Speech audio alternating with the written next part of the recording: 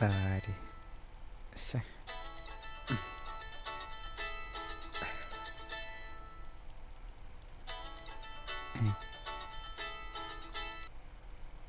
ആറിനു പറയ്. എവിടാണ്? എന്താ പരിപാടി? എന്ത് പരിപാടി? ഞാൻ ദേ കിടന്നു. ഹേ, അല്ല, നീ ഇന്നലെ പരിപാടി കഴിഞ്ഞിട്ടപ്പോ പോയി? ഞാൻ ഇന്നലെ ഉച്ചയായപ്പോ തന്നെ ഇറങ്ങി. നീ ഇന്നലെ റിസപ്ഷൻ കഴിഞ്ഞപ്പോ തന്നെ പോയല്ലേ? എന്ത് പരിപാടിയാടാ? ആടി പോന്നു, പണിയുള്ളതല്ലേ. ഞാൻ നിന്നെ അവിടെ എവിടൊക്കെ നോക്കിന്നറിയോ? എത്ര ആൾക്ക് ശേഷം നമ്മള് കാണുന്നേ? ഒന്നും മിണ്ടാൻ പോലും പറ്റില്ല. എന്ത് സാധനാടാ? ടൈം ഉണ്ടല്ലോ, നീ പോകുന്നതിന്റെ മുന്നേ നമുക്ക് എന്തായാലും കാണാം. ഇന്നിനിപ്പോ വേറെ പരിപാടിയൊന്നും ഇല്ലല്ലോ? ചുമ്മാ ഫോൺ നോക്കിക്കൊണ്ടിരിക്കല്ലേ നീ? ഞാൻ ഓൾറെഡി കിടന്നടി. ഇത്ര നേരത്തെ കിടക്കേ? നീയോ? 11 മണിയല്ലേ ആയുള്ളൂ. ഞാൻ നേരത്തെ ഇപ്പൊ കിടക്കും. ഇപ്പം ലേറ്റ് നൈറ്റ് അങ്ങനെ നിക്കാറില്ല. ഒടുക്കത്തെ ചേഞ്ച് ആണല്ലോടാ മോനെ നിനക്ക്. കുട്ടിപ്പോ പഴയ പോലെ ഒന്നും അല്ല, ഒരുപാട് മാറിപ്പോയിരിക്കണു. എടാ, നമുക്കേ ഇന്നത്തെ പരിപാടി ഒന്ന് മാറ്റി പിടിച്ചാലോ? മാറ്റി പിടിക്കാനോ? എന്ത്? ആണേ, ഒരു ചൂട് ചായ കുടിക്കുന്നതിനെ പറ്റി എന്താ അഭിപ്രായം? ഈ പാതിരാത്രിക്കോ? നീ ഒന്ന് പോയിക്കേ. എടാ, 11 മണിയല്ലേ ആയുള്ളൂ. നമ്മളെ ബീച്ച് റോഡുള്ള അബൂക്കാന്റെ ഷോപ്പ് പോയിണ്ടെങ്കിലേ നല്ല ചൂടുള്ള പുട്ടും ബീഫും കിട്ടും. രണ്ടും കൂടെ ഒരു പിടി പിടിച്ചാണ്ടല്ലോ എന്റെ മോനാ. മനുഷ്യൻ ഇവിടെ ഒന്നാമതേ ഇന്ന് പട്ടിണിയാ. അതിന്റെ ഇടയ്ക്ക് പുട്ടിന്റെയും ബീഫിന്റെയും കഥ പറഞ്ഞിട്ട് എന്നെ കൊതിപ്പിക്കല്ലോ. അതെന്താടാ, നിനക്ക് ആന്റി വീട്ടിലൊന്നും തിന്നാൻ തന്നില്ലേ? അതല്ലടി, ഇന്ന് കറിയൊരു സുഖം ഉണ്ടായിരുന്നില്ല, ഞാൻ പിന്നെ കഴിച്ചില്ല. അത് കലക്കി. അപ്പൊ സെറ്റ്. വേറെ ആലോചിക്കണ്ട. ബാ, എണീച്ചോ, പോ. ഇനിയിപ്പോ പോണോ? തണുപ്പ് എടാ തെണ്ടി, ഇറങ്ങി വാടാ താഴത്തേക്ക്. താഴേക്കോ? അവന്റെ ഒരു തണുപ്പ് മഴ കുറെ നേരം. താഴെയോ? എവിടെ? എടാ, കണ്ടവന്റെ പറമ്പിലോട്ട് നോക്കടാ, ഇവിടേക്ക് നോക്കടാ, ലെഫ്റ്റ്. എവിടെ? പോട്ടാ, ഇവിടെ നോക്കടാ. അത് ശരി, അപ്പൊ ഇവിടെ നിന്നിട്ടാണല്ലേ ഈ ഡയലോഗ് മൊത്തം അടിച്ചേ. കൊള്ളാം. ഇറങ്ങി വാടാ പോരങ്ങ.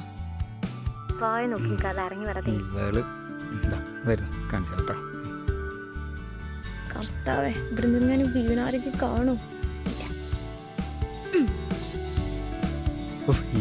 ഇത് പാതിരാത്രി എവിടെയാണ് ഈ പുട്ടും ബീഫും? എന്തായാലും പോയി നോക്കാം. ഇവനിത് എവിടാണ്? ഉപ്പങ്ങാനും ഇതിനിപ്പോ പോയി വന്ന് ഞാൻ എപ്പോ കിടന്നുറങ്ങാനാ? ഷീഫളുടെ ഒരു കാര്യം.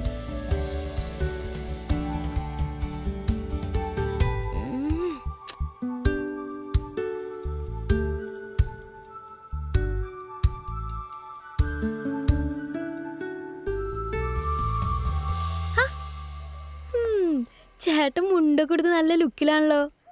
അയ്യോ, ഞാൻ പോയി മാറ്റിയിട്ട് വരാം. ഒന്ന് പോയേ നീ. വാൻ കയറി. അപ്പൻ എണീക്കുന്നതിന് മുന്നേ വീട് പിടിക്കാല്ലേ? അത് ശരി, അപ്പൻ അറിയാണ്ട് ചാടിയതാണല്ലേ? അതെ, ജിമ്മിച്ചിനറിഞ്ഞ് ഇരുത്തി അങ്ങ് ഉപദേശിക്കും. പിന്നെ വണ്ടി സേഫ് അല്ല, രാത്രി സേഫ് അല്ല, അത് ഇത് എന്നൊക്കെ പറയും. ഞാൻ കയറി.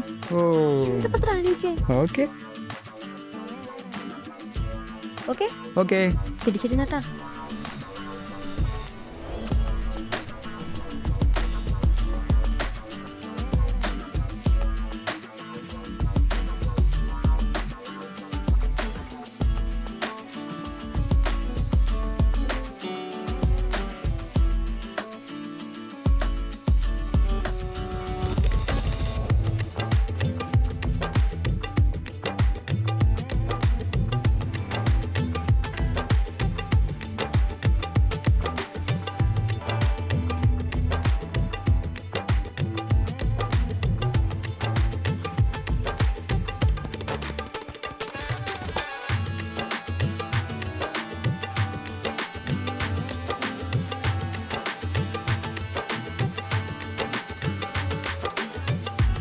മോനെ, അബൂക്കൻ്റെ അവിടുത്തെ പുട്ടും ബീഫും വേറെ ലെവല്.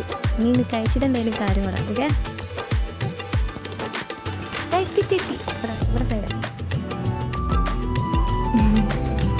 ഓക്കെ.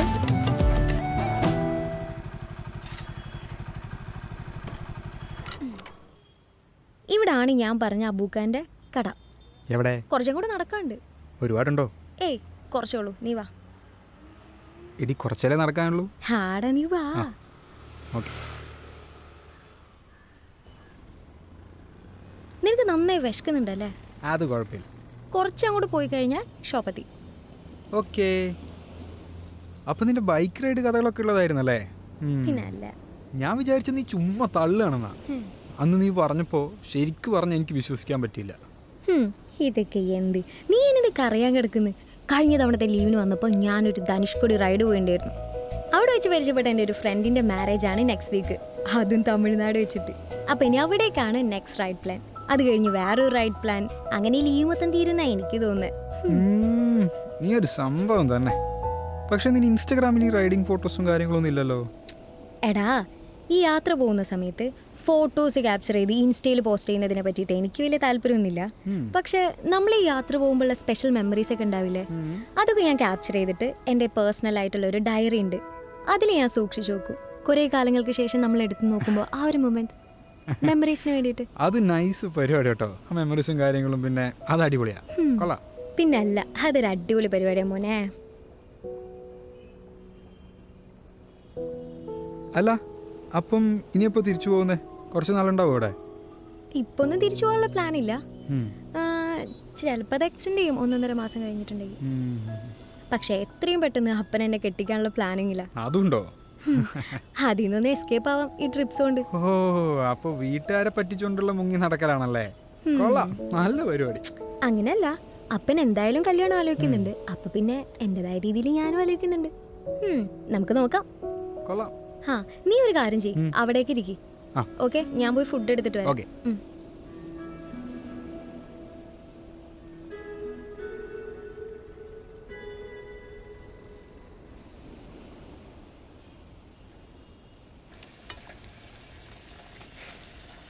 അബൂക്ക, പതി കൊടുത്തോ? ഓക്കെ. മധു ചമ്മന്തിയിലേ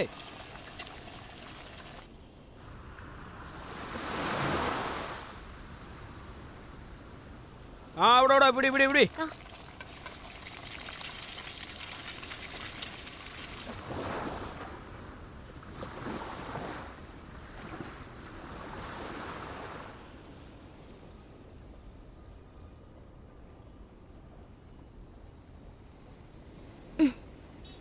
ഇതാണ് അബൂക്ക സ്പെഷ്യൽ പൊറോട്ടയും ബീഫും.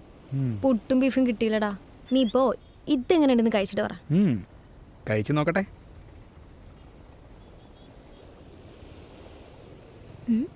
എങ്ങനെയുണ്ട്?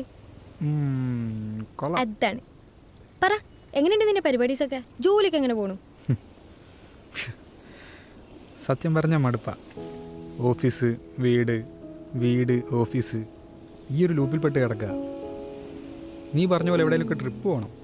പക്ഷേ ലീവ് കിട്ടില്ല, കയ്യിലാണെങ്കിൽ ക്യാഷും ഇല്ല.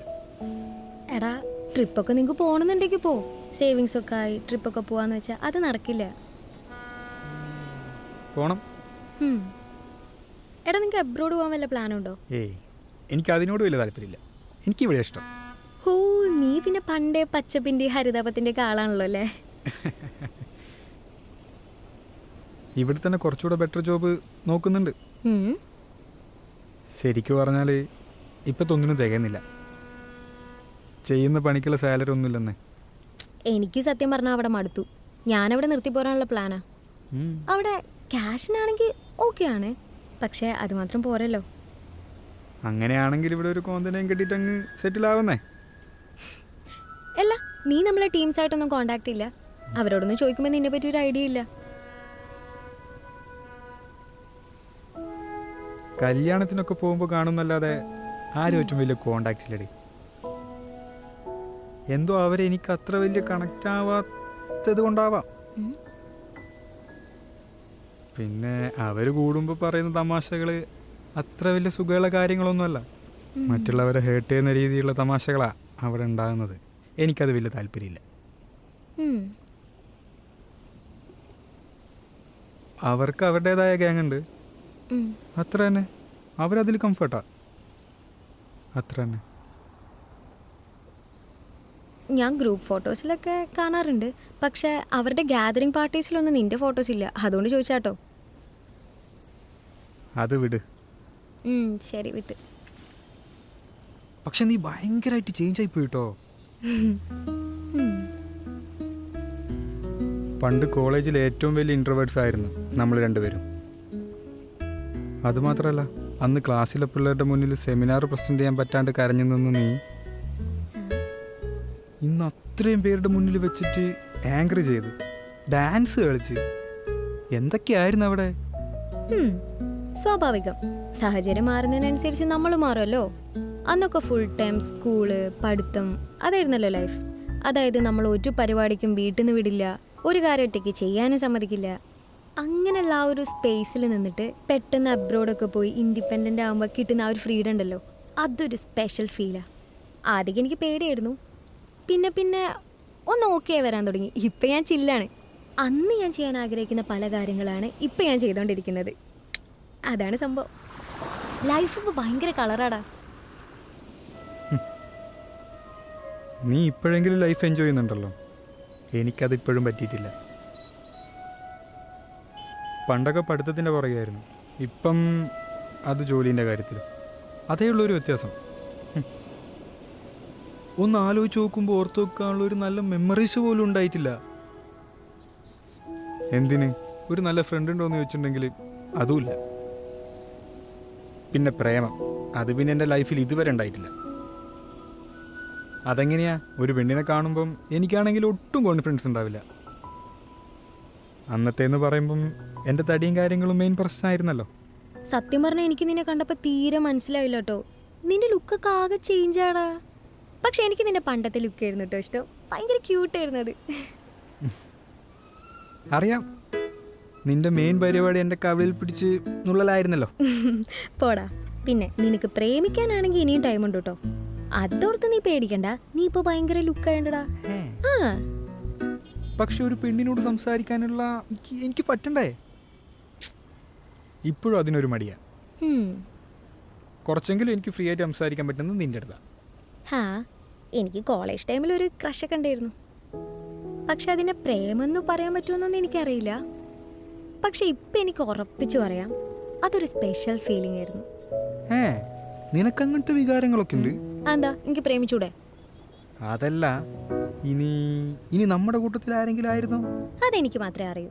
അവൻ എന്നെക്കാൾ വലിയൊരു ഇൻട്രോവേർട്ട് ആയിരുന്നു. പിന്നെ ഞാനെന്നെങ്ങാനും അവൻ്റെ അടുത്ത് എൻ്റെ ഇഷ്ടം പറഞ്ഞിരുന്നെങ്കിൽ അവൻ്റെ സ്വഭാവം വെച്ച് അവൻ അന്ന് എന്നെ വീട്ടിൽ പോയിട്ട് അവൻ്റെ അമ്മേനോട് പറയും. ഹാ, എന്ത് ചെയ്യാനാ? അല്ല, നീ ഇതാരെ പറ്റിയാ പറയുന്നേ? അതൊക്കെ ഉണ്ട്.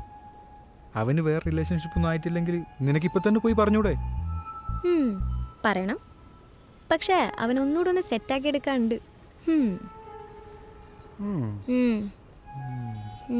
ഞാൻ ആരോടെ കർത്താവ് ഇതൊക്കെ പറയുന്നത്? ഞാനൊരു കാര്യം പറയാം. അവനെ വേറെ പെമ്പിള്ളേരങ്ങാൻ കുത്തിക്കൊണ്ടുവന്നതിന് മുന്നേ കാര്യം പോയി പറയാൻ നോക്ക്. ഹേയ്, ആ കാര്യത്തിൽ എനിക്ക് ഒരു പേടിയില്ല. അവൻ്റെ ഒരു നാച്ചർ വെച്ചിട്ട് അവനൊരു ഗേള് സെറ്റാവാൻ പോണില്ല. ഇവളിതാരെ പറ്റിയാ പറയുന്നേ? ഇനി എന്നെ പറ്റിയാണോ? ഏയ് നീ എന്താ ചിരിച്ചേ? ഏയ് ഒന്നുമില്ല.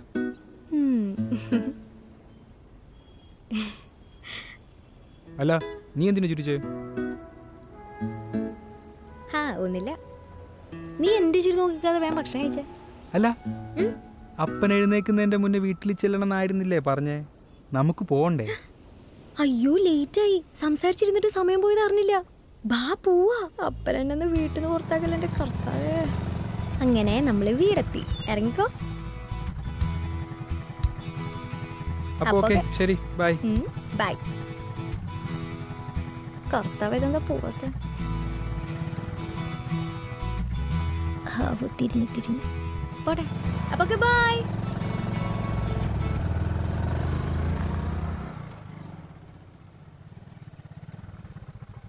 ഓയ്,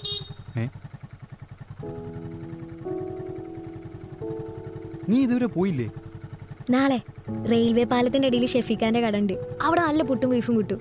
നാളെ പോയാലോ? ആലോചിക്കാം. അപ്പൊ ഓക്കെ, ബൈ. ബൈ. ഇപ്പളി തന്നെയും കൊണ്ടേ പോകുള്ളൂ. സമയമുണ്ടല്ലോ, നോക്കാം.